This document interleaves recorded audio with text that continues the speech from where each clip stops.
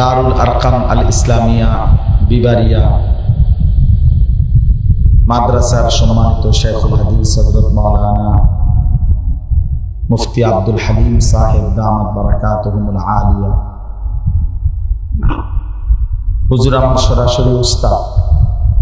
আমি ব্রাহ্মণবাড়িয়া দারুল আরকাম মাদ্রাসারই ছাত্র। ছোটবেলায় আমি সেখানেই পড়ালেখা করছি। তো আলহামদুলিল্লাহ হুজুর আপনাদের মাঝে গুরুত্বপূর্ণ নসিহত করেছেন। আমি ব্যক্তিগতভাবে গত 40 দিন তাবলীগের সফরে ছিলাম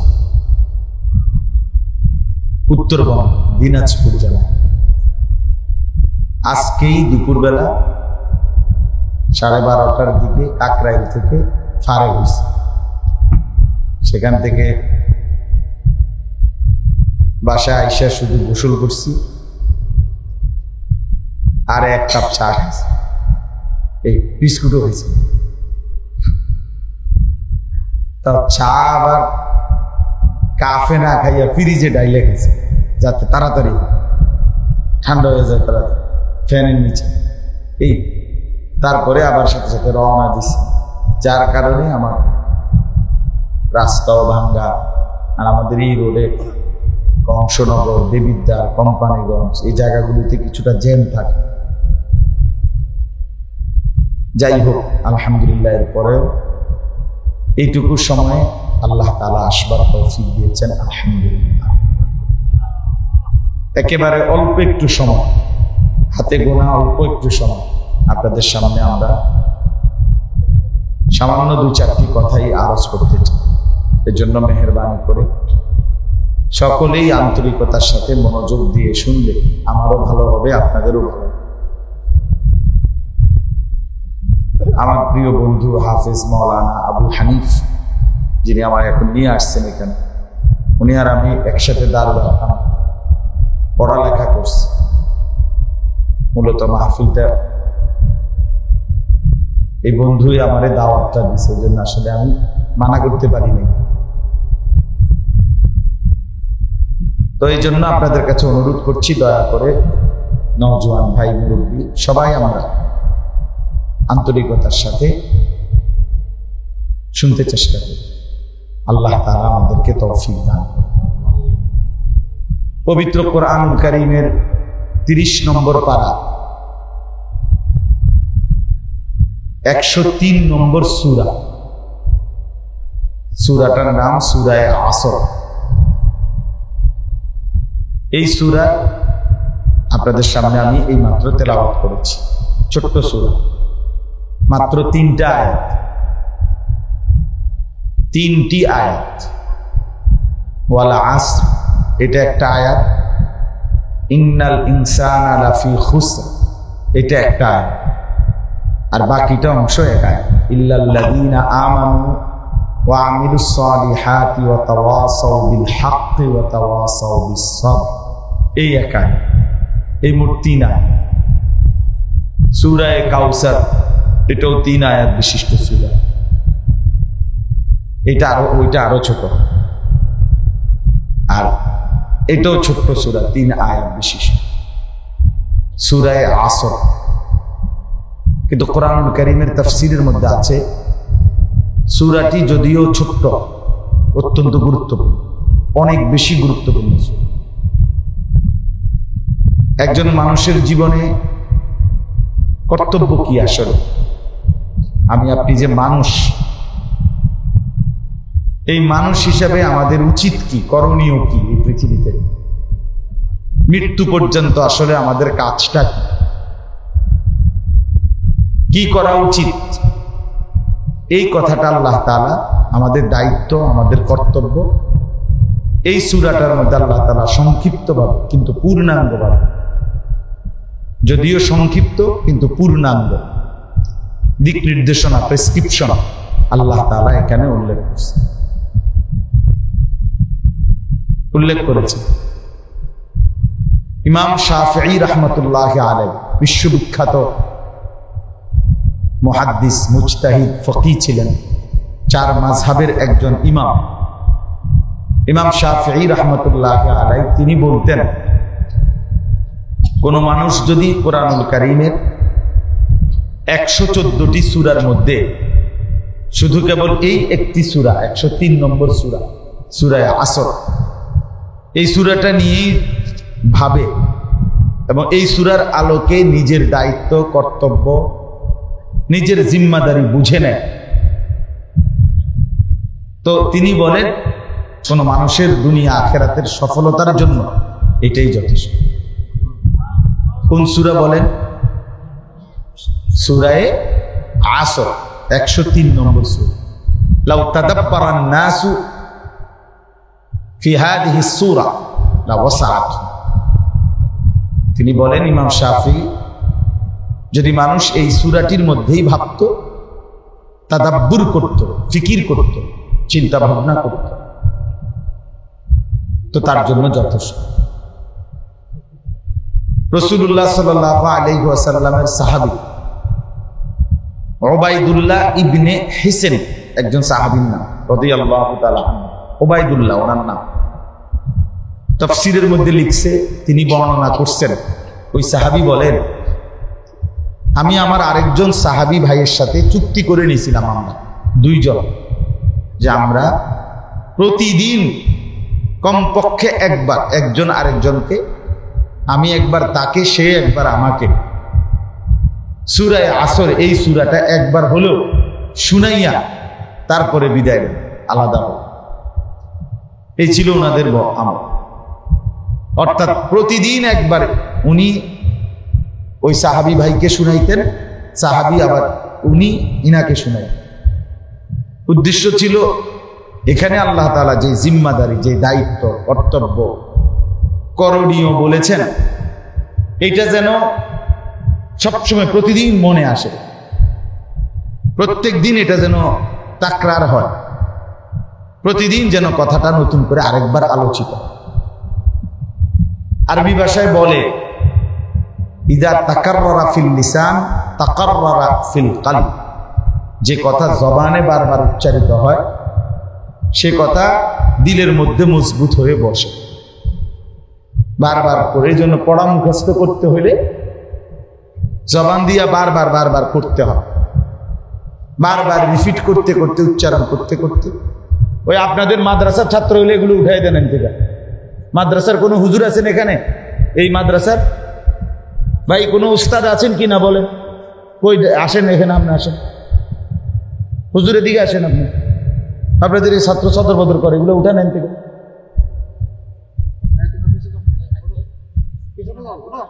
যাও এখান থেকে, উঠা, ফসর মসর করো না, যাও বাবা, যাও পিছনে যাও।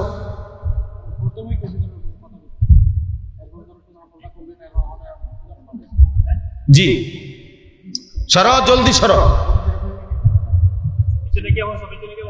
হুজুর দেখেন, আপনি মৌলানা, আপনি দেখেন, বাচ্চাদেরকে এক সাইডে বসান। তাইলে তিনি এটা বলছেন যে এই সূরার মাধ্যমে নিজেদের দায়িত্ব, কর্তব্যের কথা ওনারা পরস্পর দোহরাইতেন, একে অপরকে শুনাইতেন। তো বলতেছিলাম, এই প্রতিদিন বলতেন একজন আরেকজন। তো এটাই নিয়ম যে জবানে বারবার উচ্চারিত হলে দিলে বসে।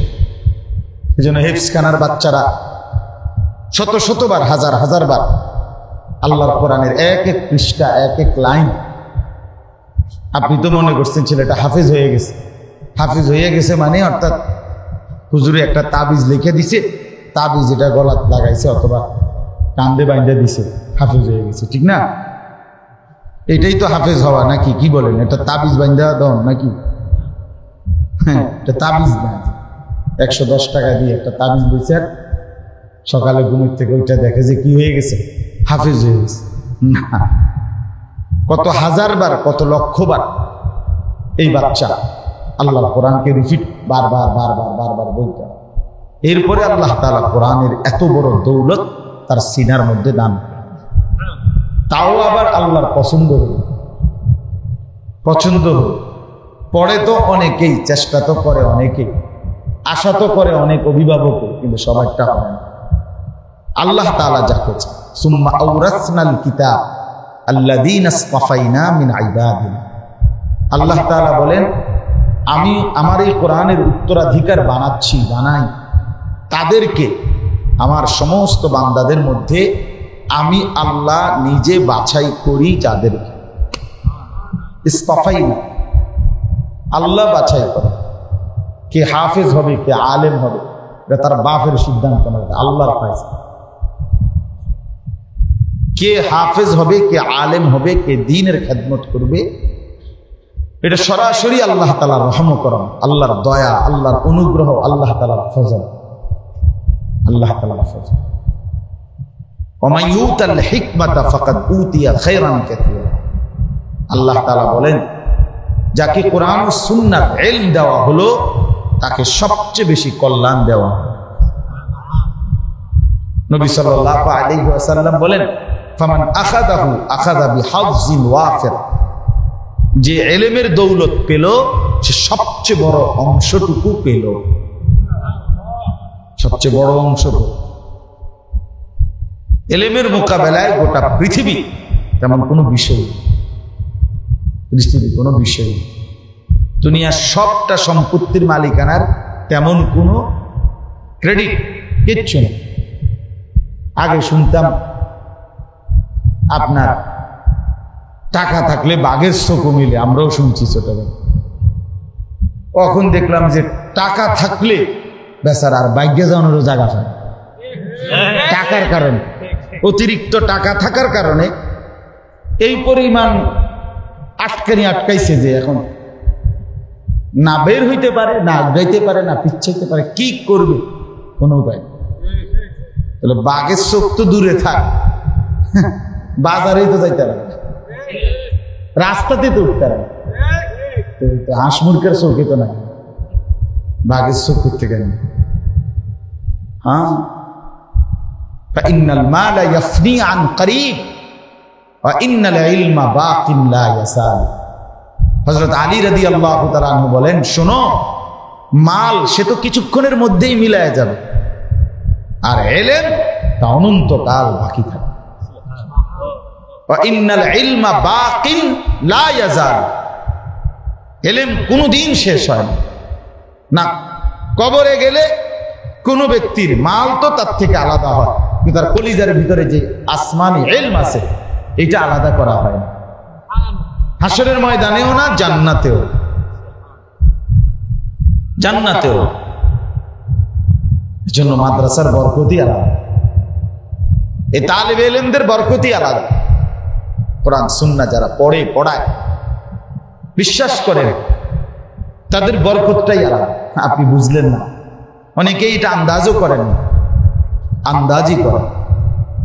কোরআনুল কারীমের মধ্যে আল্লাহ তাআলা বলছেন ইয়ারফাইল্লাহুল্লাযীনা আমানু মিনকুম, তোমাদের মধ্যে যারা মুমিন আমি তাদেরকে মর্যাদাবান করব, তবে ওয়াল্লাযীনা উতুল ইলমা দারাজাত, আর আল্লাহ বলেন যাদেরকে, ইমানদারদের মধ্যে যাদেরকে ইলম দেওয়া হয়েছে তাদেরকে দারাজাত, মর্যাদার পর মর্যাদা, মর্যাদার পর মর্যাদা, মর্যাদার পর মর্যাদা দিতেই থাকবে।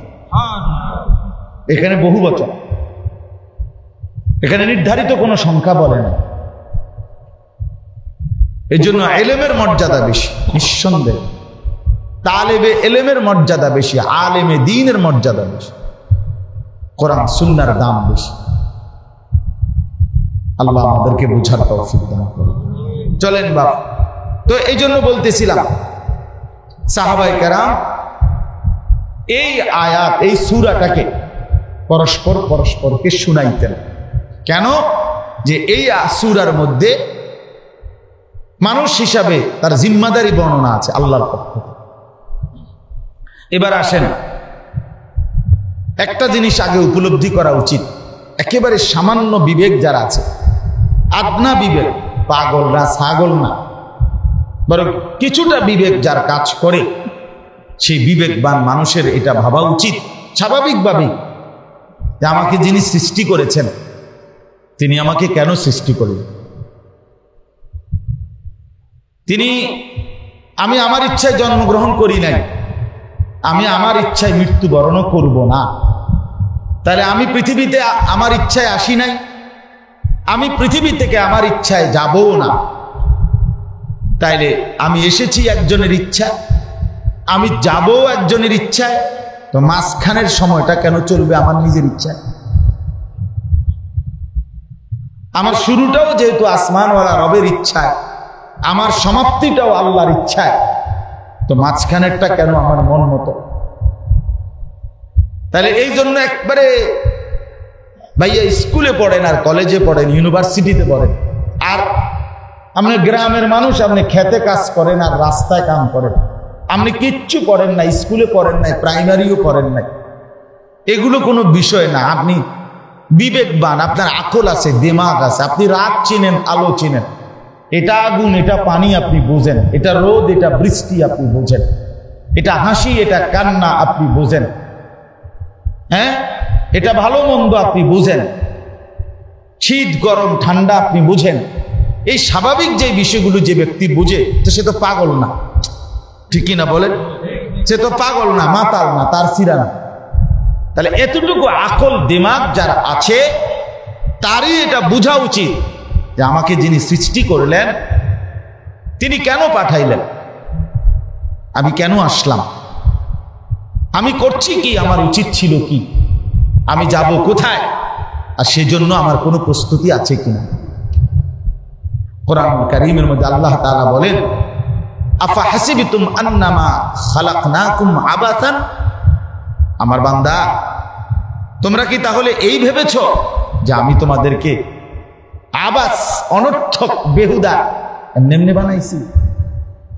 এমনি এটা তামাশা, তুমি হাসবা, খাইবা, ঘুমাইবা, পেশাব করবা, রাইতলে সিটিয়া ঘুমাইবা, সারাদিন মোবাইল টিপবা, অথবা পান খাইবা, বন খাইবা, বিড়ি খাইবা, চা খাইবা, গপ মারবা, চল্লক কইবা, গল্প কইবা, কিচ্ছা করবা, হাসা হাসি, ঠাট্টা মস্কারি, হ্যাঁ, তুমি এই তামাশায় জিন্দেগি কাটাইয়া দিবা।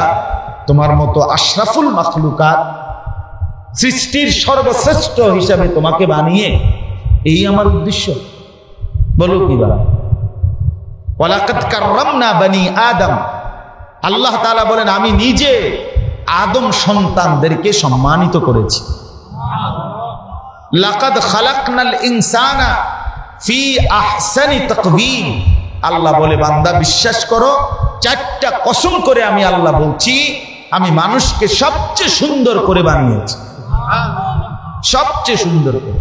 ওয়ালাকাদ খালাকনাকুম সুম্মা সাওয়ারনাকুম, আল্লাহ বলেন শোনো, আমি তোমাদেরকে বানিয়েছি, আমি নিজেই তোমাদেরকে সাজিয়েছি, বানাইছিও আমি, সাজাইছিও আমি, বানালাম আমি, সাজালাম, সৃষ্টি করলাম আমি, অঙ্গ প্রত্যঙ্গ গুলো লাগাইলাম আমি, সামঞ্জস্যপূর্ণ করে দিলাম আমি, এবং রং ঢং আকৃতি সাইজ ভাষা শব্দ উচ্চারণ হার যোগ্যতা আমি আল্লাহ দিয়েছি। তুমি হাসো তো সে আমার ইচ্ছা, তুমি কাঁদো তাও আমার ইচ্ছা, তুমি কদম বাড়াও সে আমার ইচ্ছা, তুমি হাত নাড়াও তো আল্লাহর ইচ্ছা। সমস্ত কিছু কার ইচ্ছায় বলে? আল্লাহর ইচ্ছা। আল্লাহ চান বলেই হয়, আল্লাহ না চাইলে কিছুই হতো না। আল্লাহ চান নাই বলেই তো প্যারালাইজড লোকটা আর হাত নাড়তে পারে না। আল্লাহ চান নাই বলেই তো অন্ধ লোকটা চোখে দেখে না। এই জন্য আল্লাহ তাআলা এটা বলছেন, বান্দা কেমনে তুমি ভাবলা যে আমি তোমাকে বেহুদা বানাইছি? ওয়া আন্নাকুম ইলাইনা লা তুরজাউন, এও কি ভেবেছো যে তুমি আমার কাছে আসতে হবে না? কি মনে করছো? এতবার বললাম কথাটা বান্দা, তবু তুমি কি মনে মনে ভাবতেছ? তুই এরম যে করো, কিন্তু আসলে কি? আমরাই মনে করেন জিজ্ঞাসা করলাম যে আসলে কি? হ্যাঁ নওজোয়ান, তুমি যে কোনোদিনই ফজরের নামাজ পড়ো না, আসলে কি বিষয়টা কি? মানে তুমি তোমার কি মনে করতেছ? হ্যাঁ, এই গাদ্দারি, এই মাতব্বরি, এই অহংকার, কি ভাবতেছ? আল্লাহ বলছেন আমি, আমার কাছে আসতে হবে না, আমি এতবার কথাটা বললাম, তোমার গায়ে লাগলো না? ওয়া ইলাইহিল মাসির, ইলাইয়াল মাসির ওয়া ইলাইহি তুরজাউন, ইলাল্লাহি মারজিউকুম জামিআ সুম্মা ইলাইহি তুহশারুন। কত যে আয়াত আল্লাহ বলছে, শোনো আমার কাছে ফিরতে হবে, আমার কাছে আসতে হবে, আমার কাছে আসতে হবে, আমার কাছে আসতে হবে। এই কথাটা কোরআনে বারবার বারবার বারবার আল্লাহ বলছে। আমি তোমাকে অনর্থক বানাই না। ওমা রাব্বুকা বিগাফিলিন আম্মা তা'মালুন। আল্লাহ বলে, বান্দা শুনো, তোমরা যা করছো আমি আল্লাহকে তোমাদের একটি সেকেন্ডের, একটি পলকের ব্যাপারেও আমাকে গাফিল ভেবো না। আমি খবর রাখি, হিসাব রাখি, নজর দিয়ে চোখে দেখি। ওয়া কাফা বিযুনুবি ইবাদিহি খাবীরাম বাসীরা। আমি আমার বান্দার প্রতিটা গুনাহ নড়াচড়ার ব্যাপারে খবরও রাখি, চোখেও দেখি। ওয়া কাফা বিনা হাসিবিন। হিসাবের জন্য আমি আল্লাহ একাই যথেষ্ট, একাই যথেষ্ট। ওয়া কাফা, যথেষ্ট। আল্লাহ আহসাহুল্লাহু ওয়া নাসু। আল্লাহ বলে, বান্দা আমি গুনে রাখছি, তুমি ভুলে যাচ্ছ। তোমার মনে নাই, কিন্তু আমি আল্লাহ মনে আছে। ফায়ুনাব্বিউকুম বিমা কুনতুম তা'মালুন। আল্লাহ বলেন, তোমাদের প্রত্যেকের কর্মকাণ্ড সম্পর্কে আমি কিন্তু তোমাদেরকে জানাবো। আমি বলবো, আমি আল্লাহই জানাবো। ফায়ুনাব্বিউহুম বিমা আমিলু। কত আয়াত আল্লাহ তাআলা বলছে। এজন্য মেরে মুহতারাম, আমার বাবা ভাই, এতটুকু যদি কারো বিবেকে থাকে যে আমি পাগল না, আমি মাতাল না, আমি সুস্থ একজন মানুষ, আমি একজন মানুষ, আমার একজন আল্লাহ আছে, আমার একজন বানানেওয়ালা আছে, খোদার কসম একটুর আকল দিমাগ যদি খাটায় তো তার উচিত এটা ভাবা, আল্লাহর কাছে জিজ্ঞেস করা, জানতে